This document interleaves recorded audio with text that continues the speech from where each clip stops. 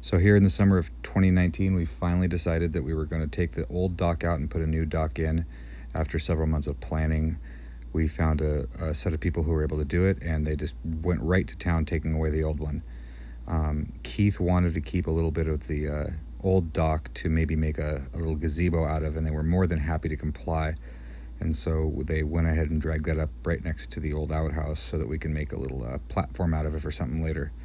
After they got the old dock pulled up and out and just basically took all the wood away from it, they started bringing all the framework for the new one out and immediately started placing it down, anchoring it into the concrete that's down towards the lake there.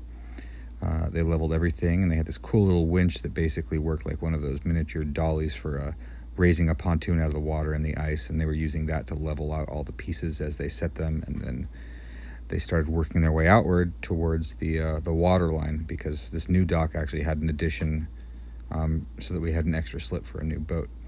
And then they just kept on working their way out and kept pounding down all those pipes about 4 feet deep in the water.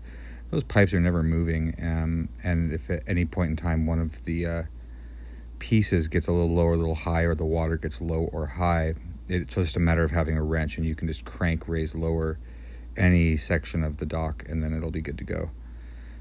After they did that, we had a bit of discussion regarding how high we wanted those pipes cut off. Some people like them high, some people like them low. We wanted them low so that it maintained as much of the original feel of the dock that we had before.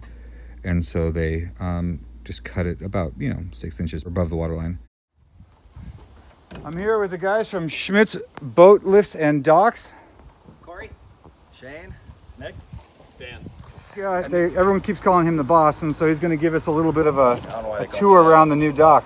Tell us, what did we put in here? Well, it's our dock. We make it in Kakana. It's called Easy Way.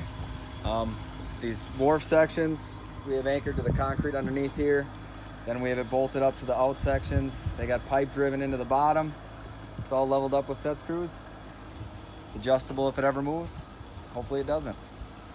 And what about the wood planking? Is that replaceable, or how does this work? It is, yeah. Cedar pallets, they just pop right out. If you ever need to paint them, replace them, whatever, scratch them. Change them for other things. Now, what would happen if one of these pipes was to drop? We would put a come along on the top of the pipe to the bottom of the dock. We could level it up with that. Otherwise, we can add more pipe or replace them. It's all pretty modular, pretty easy. So basically, there's nothing here we couldn't just swip one part out of and have something else come back in. Yeah, exactly. Yep. Putting in a dock that will hopefully take us through the next century, and they did an amazing job at it. Thank you, guys. Thank you. No problem. Thank you. Right on. All right, and it looks like we're completing our final. Hey guys, I think something might be off with that. Looks good to me.